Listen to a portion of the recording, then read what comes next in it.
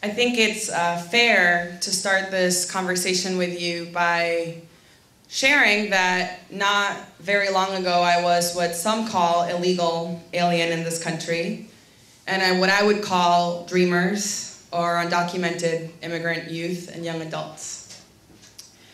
And now I have the privilege of having a green card and access to more rights. I direct the advocacy and policy work for the largest national network of dreamers in this country out of Washington, D.C. And here in Connecticut, I work with United Action of Connecticut to build a strong grassroots movement in Connecticut to push for inclusive and fair immigration policies.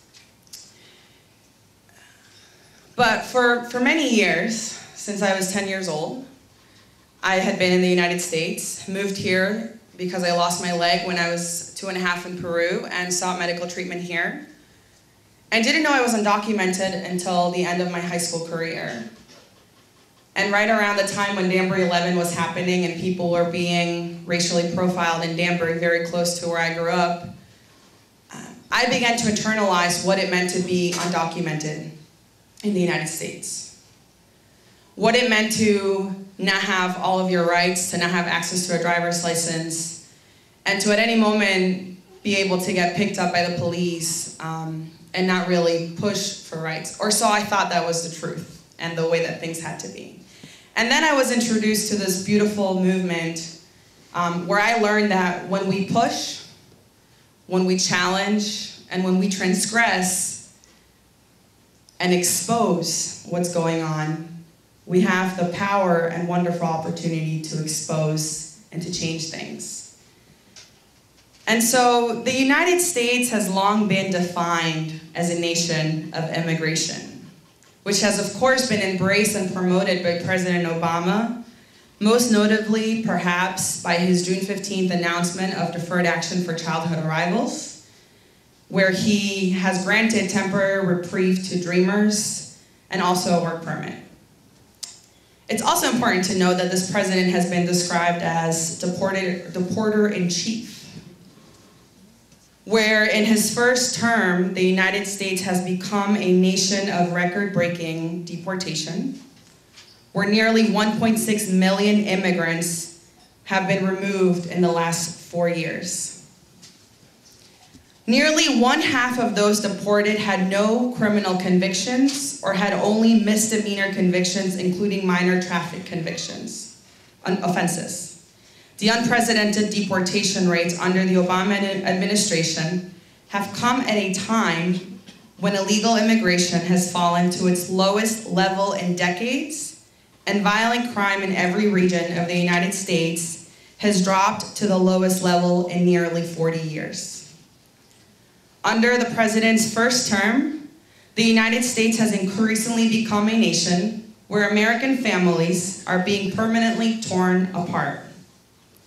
Unprecedented numbers of parents have been detained or deported, leaving U.S. citizen children alone, and many placed in the child welfare system.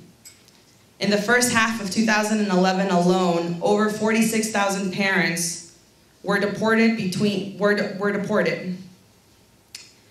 That has left about 5,100 children in foster care.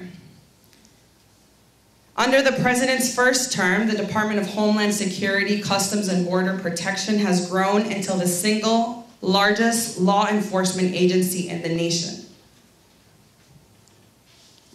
I don't know if that is not injustice. And if it's not, I don't know what we call injustice. Where parents are being stripped away from their communities and their families, being sent back home. There are no notices given to their children. So we've had changes. Back when George W. Bush was president of the United States, we saw massive raids, right? There was all of this attention. I don't know if you guys from Massachusetts and Boston remember the New Bedford cases, right? Massive raids. People huddling in a church basement, trying to figure out who was missing, who was not being picked up from school that day because their parents had been removed. And we've now transitioned into the last 4 years into a situation where perhaps the crisis is not as obvious, not as in your face, but where it's happening. Where about 39,000 people get placed in detention every day, where 400,000 people are permanently removed from the United States every year. And so there is a moment of urgency now. I had the pleasure of working on this Deferred Action for Our Childhood Arrivals campaign, pushing the president to act and to use his administrative power to stop removing Dreamers from the country. And I admire the president tremendously. But there was a time where we had to decide whether or not we were going to expose what was happening in this country. So we began to wear Obama Deports Dreamers t-shirts. We went to rallies, we went to conferences where the president was speaking. We told him, yes, you can. We walked in with our t-shirts where everyone was admiring him, and we were saying, shame on you, because you could be doing more.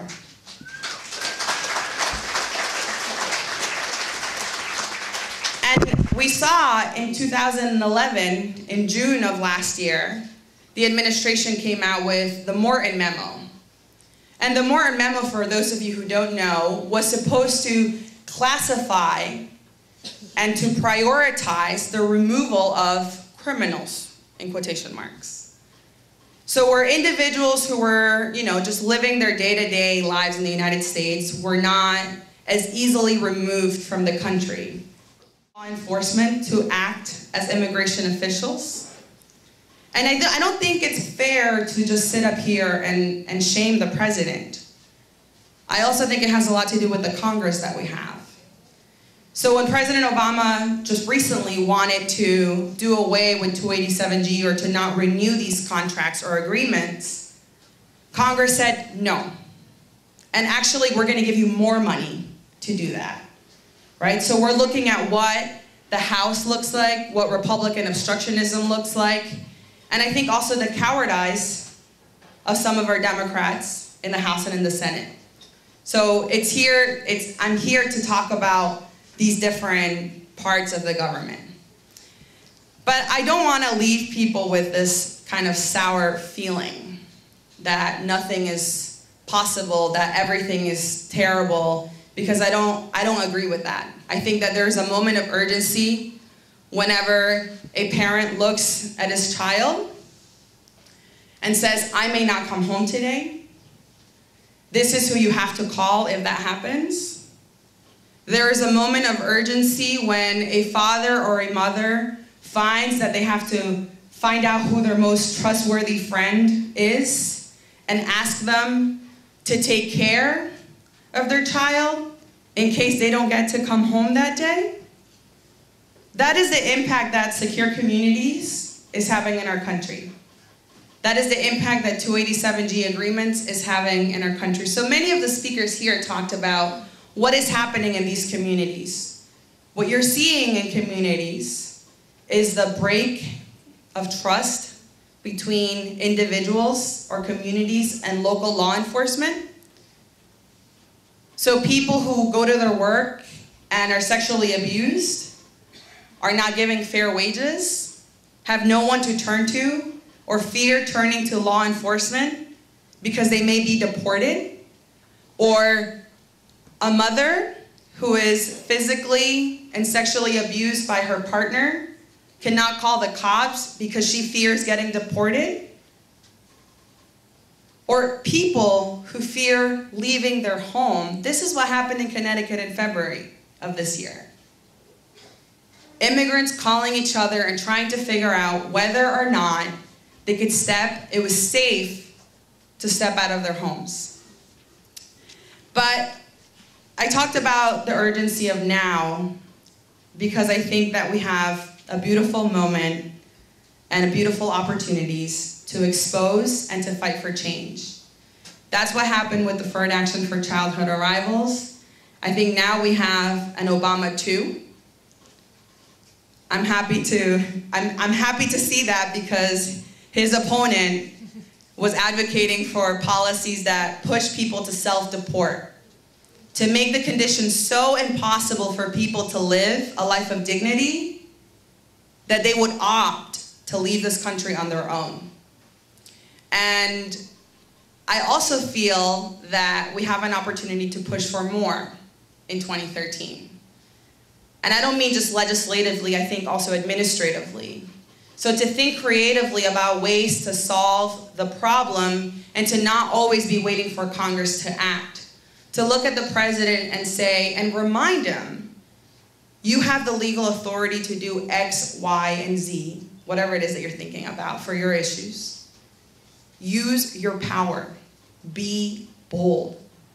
But it doesn't happen if we don't raise our voices, if we don't expose the issues, and if we don't make our demands loud and clear.